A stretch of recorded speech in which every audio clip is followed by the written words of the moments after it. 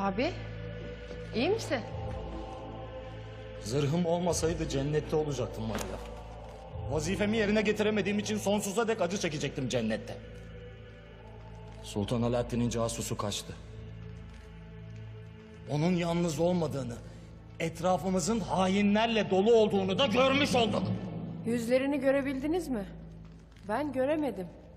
Yüzlerini değil ama marifetlerini gördük. Bu bile hatırı sayılır bir kazanç bizim için. Ama şövalye kaçtı. Merak etmeyin. Onu vurdum.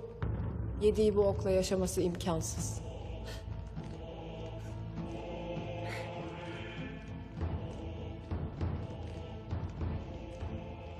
Sen benim meleğimsin Maria.